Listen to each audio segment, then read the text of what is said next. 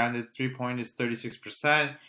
He's not, 2.3 turnovers, so he's not super inefficient. And I think he'd be a good offensive player to add to the New Orleans Pelicans. Yeah, it'd be an interesting situation to monitor should it happen, should Brooklyn really decide that they're not going to move forward with him. And I mean, if not with him, then maybe Spencer Dinwiddie's another option there. So, I mean, they have options.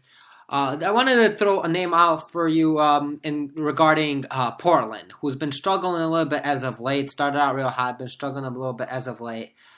Nikola Vucevic to Portland. And you're losing Nurkic? I think you definitely have to include Nurkic just because they played the same position.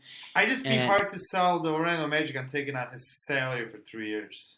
Yeah, but I think his salary is fairly low enough to the point where if you really want to, you could flip him. And I mean, and obviously, if you're Portland, you're definitely including probably a similar Anthony Simons and a first-round pick. I mean, especially with the way Vucevic has been playing, he's really raised his trade value. I mean, he's been playing like an all-star this year. He has been, yeah. He's been playing real well. So he's somebody that, and Portland, it would make sense for Portland to trade for him because of the fact that they'll be over the salary cap next year, so they won't be able to do much damage out there on the free agent market. Now they'll be able to resign him using his bird rights. So he's someone that's a team. Portland's a team that would make sense to trade for Vucevic. A team like the Clippers, Utah. Again, I mean, Utah obviously would make too much sense there with Gobert. But Indiana, those are teams that could sign him outright in free agency while Portland can't. So trading for him would make a lot of sense for Portland. Yeah, I mean, if I'm Magic here, I mean, I'd probably look at it and be like, look, I understand, but I wouldn't take a Nurkic. I really get a Miles Leonard just because he has, 2 years less on his contract. Obviously, Nurkic's fourth year is partially guaranteed, but, you're paying a little bit less money, and Myers Leonard it's not going to clog up as much space as a Jusuf Nurkic would. Now, obviously, I think if you're Portland, then your next move is to move Nurkic, which maybe you'll be able to do to another team. I don't think maybe. He's making $11 million, averaging 15 and 10. He's young. There'll be a team that would definitely be willing to take him. I mean, especially if you just offer him up. A team, I mean, this would be more in the offseason. There'd be a handful, more than a handful of teams willing to take him easily.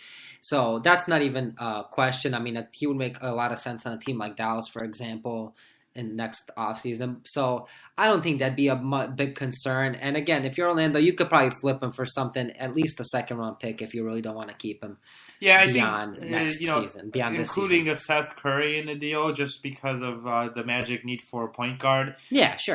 Seth Curry and obviously Anthony Simons, who's a point guard, but he's not going to be in the NBA for another couple of years. But yeah, I mean, I think that's a smart deal for the for the Blazers just because Vucevic, can stretch the floor much better than Nurkic can, and it gives you another option, which I think is really helpful for Portland, who I do believe is a good team, and who this would help. Yeah, and he was actually a player. Vucevic was a player I was going to throw out for the San Antonio Spurs to consider, but. Tell me, how do you think him and Aldridge would fit together? I think that would be the big concern. Not big concern, but at least the concern. Defensively, I think it'd be problematic. But, offensively, I think it'd be a fine concern because Vucevic likes to play at the top of the key. And, LaMarcus Aldridge has made it perfectly clear that he'd rather play power forward and he'd rather, post up and play in the corner. So I think, especially with Popovich, I think he'd be able to figure it out. Who can the Spurs offer in your opinion? I mean, again, probably it goes back to... They have a plethora of young point guards, like a Derek White. Exactly. A young point guard, probably... Rudy Gay would probably have to be included in a deal like this because, they might be willing to take on Pau Gasol, but he's a little... What about a young point guard in Patty Mills? Give him 2 point guards. Yeah, I don't know if they'd be willing to take on Patty Mills' contract here. And a pick, the Toronto pick. Well, no, at least a pick. You have to throw, like you said, I don't know, Derek White. You're probably not throwing Dejounte Murray, but you're probably... Yeah, Derek White, probably have to throw the Spurs pick at them, not Toronto's pick, and a Rudy Gay. I think that would make a little bit more sense. Maybe a second-round pick still, because the way he's been playing. Yeah, maybe. I mean, I don't know because Rudy Gay has been really good for the Spurs this year. Exactly. It's what kind of sucks. It'd be difficult for the Spurs to get part with him for a player that Vucevic who might not stay with them. I mean, not that saying that Vucevic would be for sure leaving but I mean, I think yes, obviously the problem is that Patty Mills has that long contract, but I don't think adding a Patty Mills to this team would necessarily be a terrible thing. Yeah, so absolutely. How about the Lakers? How about Vucevic to the Lakers? Big risk for the Lakers to take. Yeah, here. I mean the fit would be good because obviously they have these two centers. Yeah, but the two centers cannot score. Again, who are you? What, Josh Hart?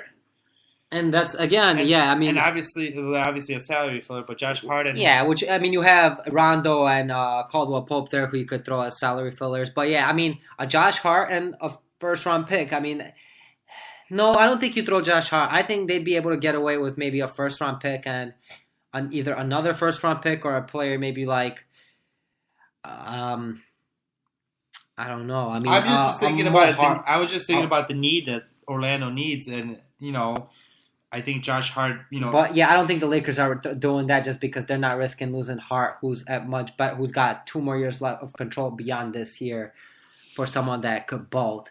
And I mean, and that's the thing. I mean, I heard on another podcast, I forgot where it was, that suggested the Lakers acquiring him for like a Caldwell Pope and a protected first round pick that conveys to 2 second rounders. That's not enough.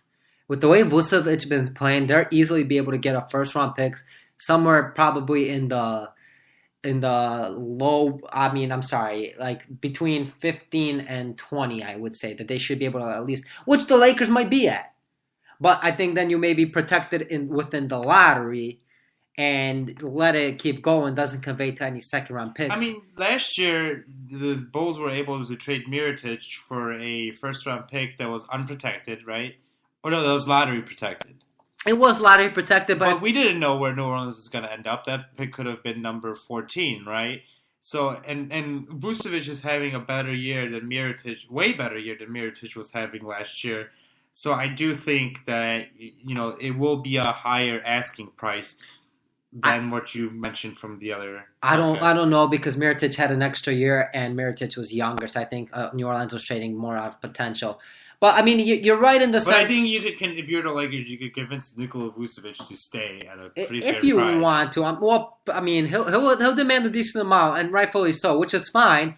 I think the only thing the Lakers would balk on if they're able to land the bigger star like Klay Thompson or Kevin Durant. Those are, I think, the only way that they wouldn't want to keep Vucevic, and that's why you're kind of risking losing a first-round pick. Now, you're not really losing it because with LeBron James there, you want to compete every year, including this year. But at the same time, is it worth the risk? Let's see. I mean, we could still touch on Memphis a little bit. I mean, Memphis, I had them at the start of the year. I had them as players that they could, blow it up and trade some of their players, but obviously they've been playing too good. Yeah. Yes, Otto Porter fits well. You're obviously not going to be giving up a Jaren Jackson, so you don't have much else. You have the Chandler Parsons contract, but then if you're going to have a team take that on, you have to give up a lot of draft picks. You do, and the problem is that they own their first round pick to Boston this year, so you can't really trade them until 2021.